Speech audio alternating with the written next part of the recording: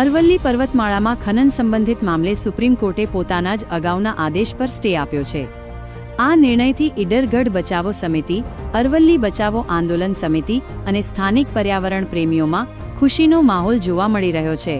Supreme કોર્ટે ઉચ્ચસ્તરીય કમિટીની રચના કરવાના પોતાના આદેશ સામે સ્ટે આપ્યો છે।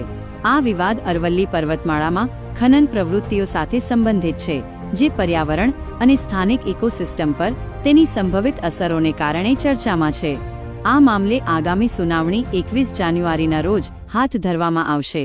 ઈડર ખાતેના સ્થાનિક લોકોએ સુપ્રીમ કોર્ટના આ વલણને આવકાર્યું છે। તેમણે ભવિષ્યમાં પણ ખનન સંબંધિત કોઈ નવી મંજૂરીઓ ન આપવા માટે અપીલ કરી છે। મારું નામ અનંત ગુર્જર છે। હું ઈડરથી સંકળાયેલો છું, જે આ અરવલ્લીની ગિરિમાળાનું આંદોલનની વાત કરેલી હતી, જે નવેમ્બર મહિનામાં જે ચુકાદો આવેલો હતો કે જે 100 મીટરથી નાની પર્વતમાળાઓ છે એનું ખનન કરવામાં આવશે। તો એ પર્વતમાળાઓનું જે હાલ જે સુપ્રીમ કોર્ટનો ચુકાદો આવ્યો છે કે જે આ 100 મીટરથી નાની હતી, એ બી આપણે ચુકાદો સુપ્રીમ કોર્ટે એનો આદેશ લઈ એના જે સ્ટે લાવવાનો જે મુહિમ ચલાવી છે, એનામાં અમારી આશાની એક કિરણ જાગેલી છે અને એમાં અમારો ખૂબ જ હર્ષ ઉલ્લાસ થાય છે। ઈડરગઢ બચાવો આંદોલનથી લઈને અરવલ્લી બચાવો આંદોલન સુધી અમારો આ સફર રહ્યો છે કે જેનાથી આ અરવલ્લી બચાવવાનું આંદોલન એ સફળની એક કિરણ અમારા મનમાં જાગી રહી છે। એ અમને ખૂબ જ આનંદ થાય છે, કેમ કે આ 100 મીટરથી જે નાની ગિરિમાળા હતી એનો જો નાશ થતો તો એક અરવલ્લીની એક લેઆઉટ તૂટી જાય એમ હતું, અને એનો નાશ થાય તો અરવલ્લી એ કંઈ બચાવી શકે એ મારા માઇન્ડમાં તો નહોતું આવતું, ને અમારા જે બચાવ સમિતિ હતી એના માઇન્ડમાં બી નહોતું આવતું। તો જે આ ચુકાદો આવ્યો છે એનાથી અમે બધા ખૂબ જ એક આનંદ અનુભવીએ છીએ, અને એ જે ચુકાદો છે એનાથી એક અમારી આશાની કિરણ જાગેલી છે।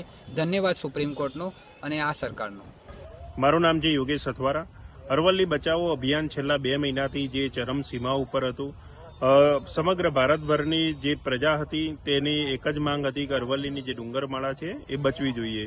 સુપ્રીમ કોર્ટનો નવેમ્બર મહિનામાં જે ચુકાદો હતો, 100 મીટરથી નીચેના દાયરામાં જે પણ ડુંગરો આવે તે અરવલ્લીની હારમાળામાં તે સમાવેશ ન થાય ને તેના ઉપર માઇનિંગ થઈ શકે। પરંતુ અરવલ્લીની જે 100 મીટરની દાયરામાં જે ડુંગરમાળા છે એ અરવલ્લીની એક કરોડરજ્જુ સમાન છે। અમારા બધાની એક જ માંગ હતી કે આ જે ડુંગરમાળા છે એ ખનનથી બચવી જોઈએ, કે જેના દ્વારા જે છે એ આદિવાસી સંસ્કૃતિ, પર્યાવરણ, નદી, નાળા, ઝરણા તમામે તમામ આના સાથે સંકળાયેલા હતા। એટલે અમારી એક જ માંગ હતી કે આના ઉપર ખનન ન થવું જોઈએ। જે અત્યારે હાલમાં સુપ્રીમ કોર્ટની આજ રોજ જે ચુકાદો આવ્યો છે, જે જૂના ચુકાદા ઉપર અત્યારે સ્ટે લગાવવામાં આવ્યો છે, તેને અમે આનંદિત છીએ અને આ સુપ્રીમ કોર્ટના આ ચુકાદાને અમે ઉત્સાહભેર વધાવીએ છીએ।